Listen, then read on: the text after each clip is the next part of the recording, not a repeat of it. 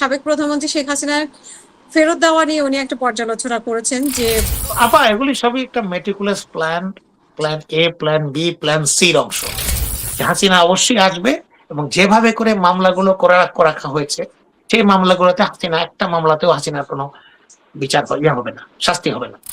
তাহলে তার যে এতগুলো লোক আছে, জাহিদুর রহমান টমান, আরো 100-200 লোক, যে তারা এই এমিক উইং, তমুক উইং, অমিক পরিষদ, অমুক উপদেষ্টা, তার কাজ কি? তাদেরকে সবগুলোকে রিমান্ডে নেওয়া উচিত। ঐতিহাসিক সত্য হচ্ছে বিএনপির ধানের শীষ প্রার্থী মৌলানা ভাসানী জিয়া রহমানকে দিয়েছিলেন বা জিয়া রহমান ওনার কাছ থেকে নিয়েছিলেন। তারা মৌলানা ভাসানী জিয়া রহমানকে খুব পছন্দ করতেন, এটা সবাই জানে, এটা একটা ঐতিহাসিক সত্য। ভারতের রণদীপ জয়সওয়াল সাবেক প্রধানমন্ত্রী শেখ হাসিনার ফেরত দেওয়া নিয়ে উনি একটা পর্যালোচনা করেছেন যে তত্ত্বাবধান অনুরোধ পর্যালোচনা করা হচ্ছে। তো আমাদের যে পররাষ্ট্রমন্ত্রী গেলেন, তা আপনার কি মনে হয় এই ধরনের কোনো কিছু আলোচনা করা হয়েছে কিনা? আসলে কি ধরনের আলোচনা করা হয়েছে সেটা কিন্তু ডক্টর খলিলুর রহমান আসলে স্পষ্ট করছে না। উনি বিভিন্ন জায়গায় যাচ্ছে পররাষ্ট্রমন্ত্রী। তো আজকে কেন এই যে পররাষ্ট্র মন্ত্রণালয়ের মুখপাত্র জয় সওয়াল এই কথা বললেন হঠাৎ করে, এর ভেতরের কোনো কিছু আছে বলে আপনি মনে করেন কিনা? এগুলি সবই একটা meticulous plan. Plan A, plan B, plan সির অংশ। এগুলো কোনোটাই হঠাৎ করে না, কোনোটাই হুজুগে না। শেখ হাসিনাকে আলটিমেটলি বাংলাদেশকে ফেরত দেওয়া হবে, এটা একেবারে প্রতিষ্ঠিত সত্য।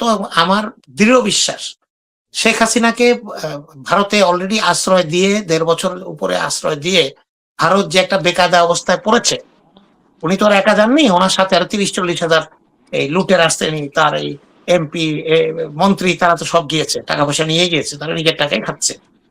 তা ভারতের যদি বাংলাদেশকে দেখাতে হয়, বাংলাদেশের জনগণকে আশ্বস্ত করতে হয় যে আমরা ইতিপূর্বে যা করেছি আমরা ঠিক করিনি, এখন থেকে আমরা বাংলাদেশকে সাম্যতার ভিত্তিতে এবং বাংলাদেশকে একটা ভদ্রতা এবং একটা কি বলে এটাকে, আমি খুব ইজি ভাষায় যদি বলি, সম্মানের ভিত্তিতে যদি সম্পর্কটা এগিয়ে নিতে হয়, তাহলে ভারতকে অবশ্যই হাসিনার নামে যে কাঁটাটা বিধি আছে এই কাঁটাটাকে সরাতে হবে।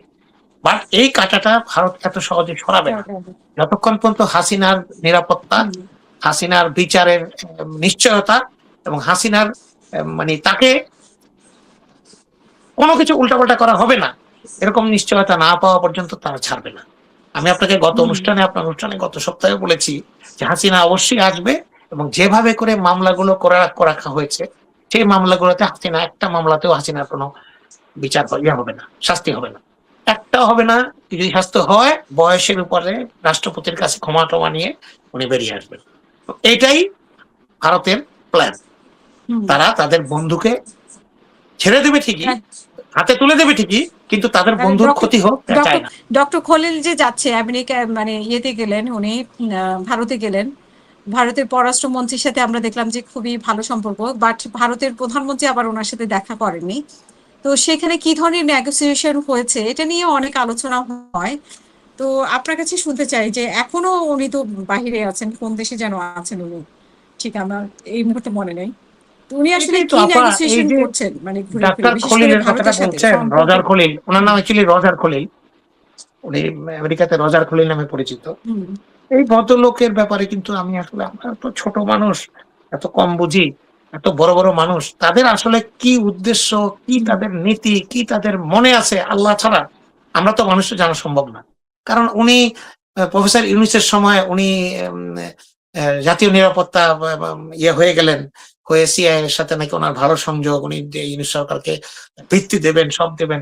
এবং বিএনপি নিজের কানে নিজের মুখে শুনলাম, বিএনপি যমুনা থেকে বেরিয়ে এসে 3-4জন উপদেষ্টা আপনার স্থায়ী কমিটির সদস্য বললেন আমরা আমাদের প্রধান আপত্তি এই ডক্টর খলিলুর রহমানের ব্যাপারে জানিয়ে এসেছি, তাকে কোন অবস্থাতেই বাংলাদেশের নিরাপত্তা রাখা যাবে না।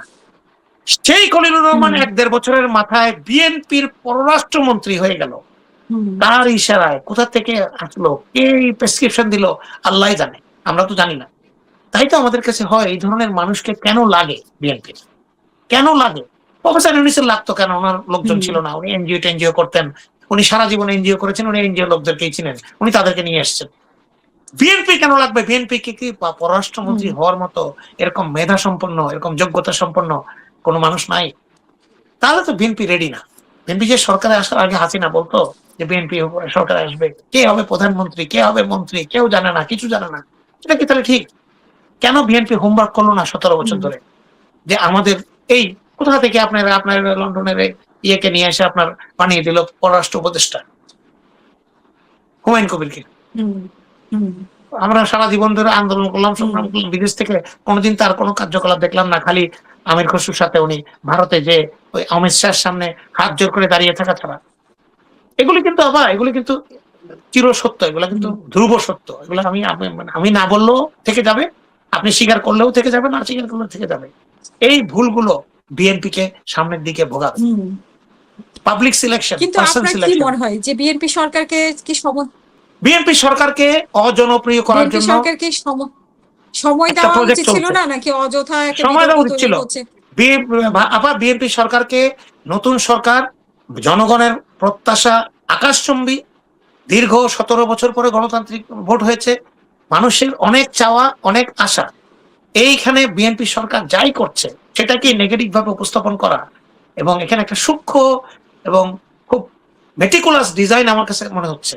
বিশেষ করে প্রধানমন্ত্রী তারেক রহমান কোথায় যে কি বলবেন, কি বক্তৃতা দেবেন, এগুলো তো আগের থেকে ড্রাফট করা বা এভরিথিং সেট করা। আমরা দেখেছি, আমরা কাজ করেছি প্রেসিডেন্টের দপ্তরে। তো এইটা যখন তার কথাতে সেই কত 3 দিন আগে যে ভাসানের ধানের শীষের প্রতীক নিয়ে যে 79 সাল আর 76 সালের যে বিভ্রাট, এটা তো স্বাভাবিক ঘটনা না। আমি তো প্রধানমন্ত্রীকে দোষ দিই না। তাহলে তার যে এতগুলো লোক আছে, জাহিদুর রহমান টমান, আরো 100-200 লোক, যে তারা এমিক উইং, তমুক উইং, অমিক পরিষদ, অমুক উপদেষ্টা, তাদেরকে সবগুলোকে রিমান্ডে নেওয়া উচিত। যে প্রধানমন্ত্রী, দেশের প্রধানমন্ত্রী যেটা বলবে সেটা ক্যালকুলেশন করে চেক করে 100% হলে তারপর তাকে দেওয়া হয় যে আজকে আপনার এই বক্তব্য স্যার, আপনি এই উপরে কথা বলবেন, বিষয়গুলো একটু দেখে নেন। তারপরে উনি কেন 79 সাল, যদি স্লিপ অফ টাঙে বলেও থাকে 79 সাল, ওই সময় উনি ছোট ছিলেন, ওনার মেমোরি তো ওই সময় নাই, তাহলে এই জিনিসটাকে নিয়ে এত ট্রল করার তো কিছু নাই। ঐতিহাসিক সত্য হচ্ছে বিএনপির ধানের শীষ প্রার্থী মৌলানা ভাসানী জিয়া রহমানকে দিয়েছিলেন, বা জিয়া রহমান ওনার কাছ থেকে নিয়েছিলেন, কারণ মৌলানা ভাসানী জিয়া রহমানকে খুব পছন্দ করতেন। এটা সবাই জানে, এটা একটা ঐতিহাসিক সত্য। তাহলে এখন যদি আমরা এটাকে নিয়ে ট্রল করি এবং পিনাকি ভট্টাচার্য থেকে শুরু করে যারা আছে উঠে পড়ে লেগে যায়, তাহলে এটা কি বিএনপির সরকার বা তারেক রহমানকে যদি আমরা আনগ্লোরিফাই করি, তাকে যদি ছোট করার চেষ্টা করি, আমাদের কার লাভ হবে? তারেক রহমান সরকার যদি এখানে না থাকে, চলে যায়, পতন হয়ে যায়, কার লাভ হবে? জামাত ইসলামের ক্ষমতা আসবে না। এই পরিস্থিতিতে যদি তারেক রহমানের বিএনপির ক্ষমতা থেকে চলে যায়, তৃতীয় শক্তি হাসিনার পালিয়ে যাওয়া শক্তি এবং বিদেশি ষড়যন্ত্রকারী শক্তি আনবে। তাই জামাত ইসলামের এত খুশি হওয়ার কোনো কারণ নেই।